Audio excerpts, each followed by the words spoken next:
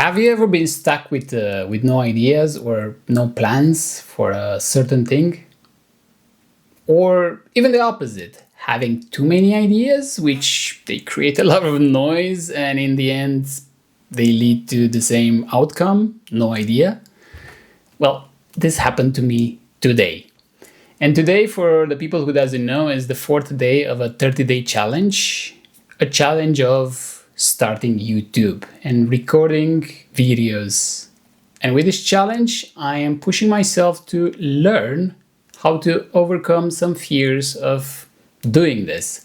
Because I'm a photographer, professional photographer, and I'm doing this for more than 10 years. I'm used with the camera, but I'm used to be on the other side of the camera, like there, not here. And the most important, not speaking towards the camera. So yeah, here I am doing this, and this morning I had this challenge of not knowing what to record. And then I was like, I know a technique that works for some other things. And that technique is brain dumping on a piece of paper. Journaling. I don't know, name it as you want. It can be stream of consciousness. You just take a pen, a piece of paper, and you start writing. And what someone told me, actually my psychotherapist told me that when you start writing, you don't take your pen off the paper. You literally write, and if you don't have an idea or a stream of thoughts, you continue writing. As in, you write there, now I have no idea what to write about. Dot. And if you still don't have an idea, you continue. I still have no ideas about what to record today.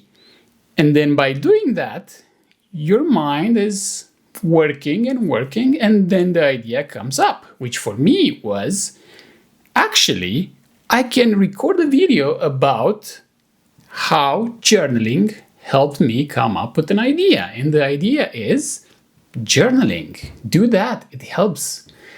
And unbelievable, I was stuck during the morning. I was a bit slow while writing in the journal. I had no ideas.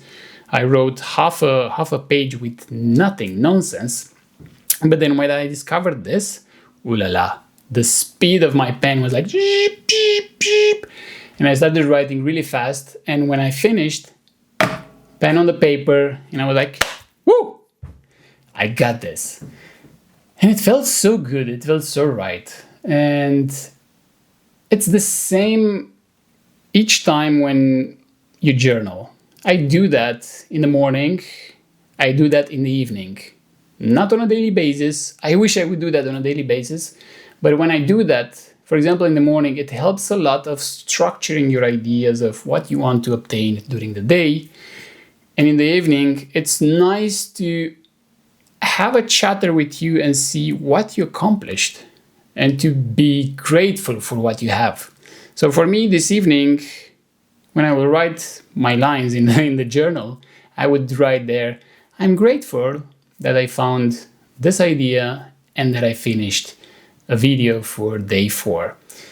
So all of this being said, thank you for being here and see you in the next one.